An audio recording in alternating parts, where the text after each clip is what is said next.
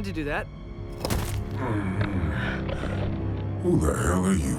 Hello and welcome to another special episode of Superhero Club, your go-to show for all things comic book inspired on Amazon Prime Video. I'm your host, Stephanie Williams.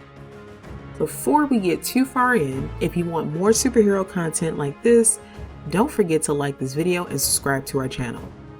Today we are highlighting the Invincible character Titan, a man who transforms his body into rock and also transforms the trajectory of his life. First, we'll dive into some of his comic history, and then we'll get into how it relates to the Titan introduced in the Amazon Prime Video TV animated series adaptation of Invincible. Titan makes his debut in Invincible comic series by robbing a jewelry store in Invincible #1. He is one of the first villains that Invincible's main protagonist Mark Grayson encounters. During the time of the robbery, Mark had just come into his superpowers and hadn't yet gotten his Invincible suit, so Titan was unsure if Mark was there to rob them or stop them. But he quickly found out it was the latter. Titan doesn't appear again until Invincible 16, this time around when Titan and Mark cross paths. Mark is now in his Invincible costume, has had that epic fight with his father, and even stopped an alien invasion. Titan was actually in the middle of helping with the post-alien invasion cleanup when he was attacked by Mark, who thought Titan was up to no good simply because he was tossing huge chunks of debris out of the way.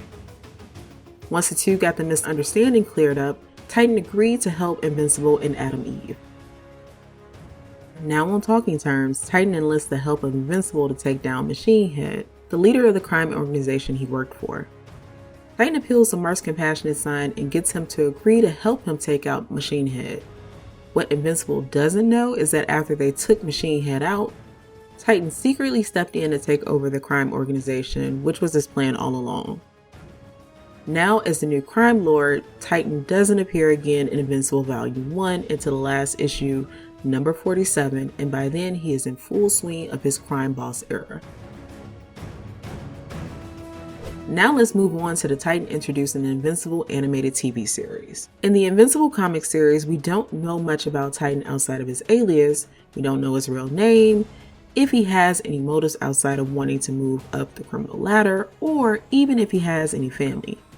In the Invincible animated series, most of what we see in the comics appears in one way or another, but there's an added layer to his character. Just like the comic, Titan makes his debut in the first episode of the animated series, but this time robbing a bank instead of a jewelry store. And just like in the comics, he's stopped by Mark, who had just got his superpowers and is still learning the whole superhero thing. The fight lasts longer than it does in the comics, but in the end, Titan appears again looking far more capable and good at what he does in the episode 5 of the animated series. Titan makes quick work of the opposition, but shows some level of compassion by letting a young man who shoots him in the face go instead of killing him. He does this again a few scenes later when he gives money to rent hotel rooms to the tenants out of the apartment complex he burns down for his employer. And then, again, he shows mercy when he breaks into a facility to steal a microchip by letting the guards go. While the work isn't honest, the TV series depiction of Titan is characterized as someone who is trying to provide a better life for his family by using his gifts as he has them, which adds another layer that's deeper than his rocky exterior and the one that we get in the comics. After getting the chip to Machine Head, Titan wants out, but Machine Head isn't going to let him walk away that easily. Machine Head enjoys the work Titan does for him way too much. In the show, Titan asks Invincible for his help, just as he does in the comics, but this time around his motives are clearer. He very clearly wants out of working for Machine Head, but doesn't want to put his family at risk by just walking away. Invincible agrees to help Titan despite his father telling him to ignore it, something that doesn't happen in the comics because by then Mark and his father had already had that fight, but the rest is pretty much the same. In the end, Titan takes over Machine Head's operation, but this time he is accompanied by his family. Alright, and that does it. This concludes this deep dive character session of Superhero Club. Thank you so much for watching. Again, I'm your host Stephanie Williams. Don't forget to like and subscribe for more episodes of Superhero Club. And remember, you can check out Invincible Season 1 on Amazon Prime Video.